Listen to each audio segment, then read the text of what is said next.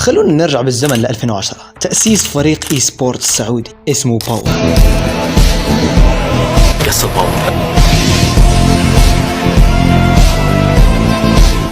الفريق بدأ من الصفر وصار يجمع اللاعبين ويشارك ببطولات، واستمرت الأيام لين بدأ يشتغل على موضوع صناع المحتوى ويتعاقد مع يوتيوبرز مشهورين زي ما تعاقد مع شونغ وأبو فل زمان. من أجلي يا جماعة اللي كنت بقوله بس أعلن عن دخول فريق باور، وهذا المقطع راح ينزل فريق باور. أول مرة أنزل مقطع لي في قناة ثانية، فجدا ما أعرف شنو أقول، متوهق شوية.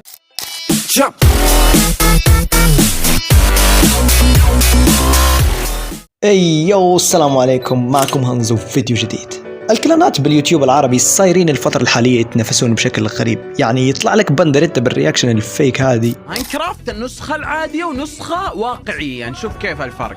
هذا النسخة المعروف. واو ديم الله كيف طيب التنين. تخيلوا انكم اسطوري. كم عدد القنابل النووية بالعالم؟ ثم من يليها بعدها والله شونغ اللي حاط العلم بهذا بالريل حقه واعطانا رياكشن انه زعلان. والله ما تمشي، ما نعترف بهذا العلم ولا هو موجود، فما له داعي هذا المقطع، خصوصا بالوقت الحالي اللي قاعدين نشوف اخواننا يموتون كل يوم. تجي انت تعزز لهم وتعطينا معلومات انهم اقوياء وعندهم قنابل وكذا وعتاد. بعطيك مثال، تخيل معي عزيزي المشاهد طفل فلسطيني يشوف الشورت هاد، فاتوقع انكم فهمتم قصدي. فمقاطع الشورت صارت تفشل بشكل مو طبيعي، والرياكشنات الفيك هذه ما قاعد افهمها ليش. التيك توك صايره فيها حرب مو طبيعية بين فانزات هذه الكلانات. فانزات باور قاعدين يضحكون على كلان فالكون، وفانزات فالكون يطقطقون على كلان باور، باعتبار هذول أقوى كلانين بالشرق الأوسط. كلان المسبح هذا الاسم طلع بعد ما صناع المحتوى باور حلبوا المسبح، وما في ولا فيديو إلا وراح تلاقي فيه المسبح. القصة شبه دايلر مع البوغاتي زمان. بس الواضح أنه باور عنده عدد كارهين كبير بشكل غريب، وراح اوضح ليش قاعد يصير هالشيء. باور قاعدين يجمعون كمية هيت بالفترة الحالية وقاعدين يدمرون نفسهم تدريجيا. لو نشوف المقاطع ليش في كثير ألوان. مستوى الضحك والكوميديا جدا سيء. أول شخص يفوز في متاهة أبو نوح ياخذ 50,000، والصورة المصغرة واضح أنه فيديو فيه شيء فخم. الكواليتي راح تنافس مستر بيست. السلام عليكم ورحمة الله وبركاته أعزائي السادة المشاهدين. اليوم مقطع جديد، مقطع مليان تحديات أسطورية ورهيبة، ولكن هذه التحديات يا جماعة راح تكون في متاهة أبو نوح. Let's go.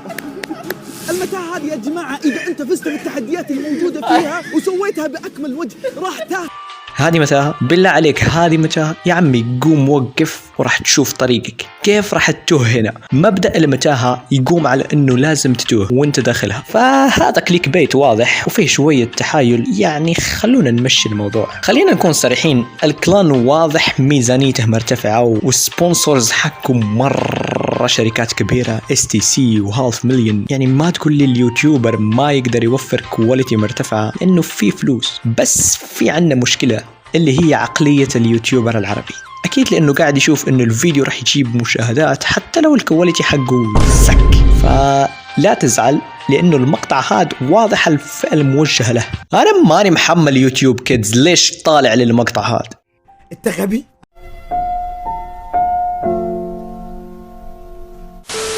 أبى أعترف لكم إني أنا متابع باور من وقت طويل، وخلونا نتفق إنه باور المقر كانت أفضل فترة من ناحية المقاطع. كان في شيء حقيقي، يعني خلونا نعتبرها هي الأورا حقت باور. يعني قصدي ما كنا نشوف محاولات فاشلة لتقليد مستر بيست، ولا كنا نشوف مقاطع تمثيلية ولا رياكشنات فيك. أعطيكم مثال وراح تفهموني بشكل أفضل.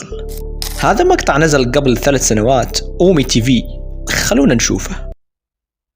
السلام عليكم ورحمة الله وبركاته. مقطعنا اليوم مقطع نهر وشرار هبلنا بالعيال. رب الكعب تدعموني. لأنكم كيف تدعموني؟ ما ألعب فورتنايت أنا. قل لي ما تلعب فورت. طيب ليه ما تلعب فورت؟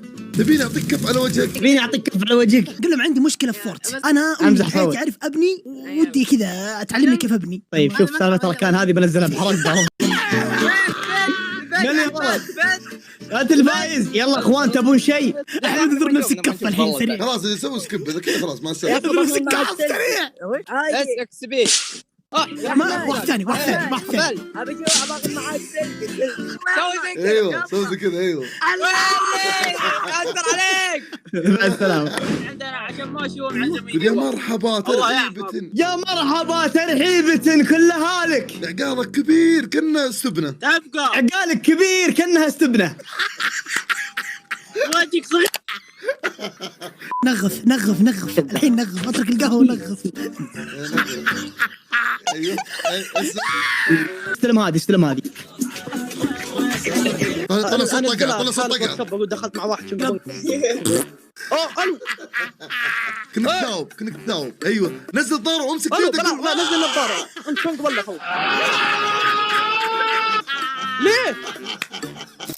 يعني الدقيقة ولا دقيقتين استمتعت وضحكت بعد ال3 سنوات، لأنه اللي قاعد أشوفه في فيديو حقيقي ما فيه تصنع ولا تقليد. 10 دقائق عفوية أفضل من 40 دقيقة تمثيل تصنع. واضحة الفكرة؟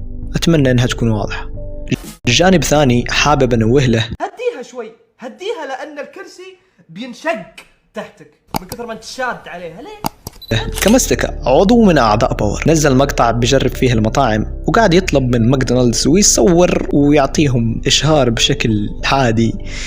بالفترة هذه جاء هجوم بالتعليقات مو طبيعي، لأنه كان بيصور شركات قاعدة تدعم المحتل الحثالة، فقام حذف المقطع. يعني هذا يبين قديش ما هو مهتم بشو صاير بالعالم. أهم شيء المشاهدات، أهم شيء المشاهد. يعني إذا زعل المشاهد خلاص حذف المقطع، إذا عجبه خلاص فلوس داخله. لا نتكلم عن موضوع الفيديو اللي جاب الشخص يكره باور وخلاه يمثل ويقول أشياء ما هو قايلها. بعدين خرج الشاب بمقطع فضح كل شيء وحذف كمستك المقطع. ولا نتكلم عن الفيديوهات المفارقة وكثير شغلات. أعطوني رأيكم بالتعليقات، مين أفضل كلان بالشرق الأوسط؟ خبروني إذا بدكم فيديو ثاني نتكلم عن كلان فالكون ونشوف هل مقاطعهم حقيقية ولا قاعدين يفيكونها ويتمثلون زي باور. واشترك إذا حبيت المحتوى، وكان معكم أنزو. يلا سلام حيد العيال.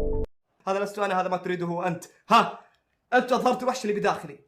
كنت مهدي، كنت مريح، بس انتوا اللي اجبرتوني اطلع الوحش الذي بداخلي غصبا عن الموضوع. مو بيدي. حاولت انا ما اظهر الوحش اللي بداخلي، مو بيدي، كان صعب.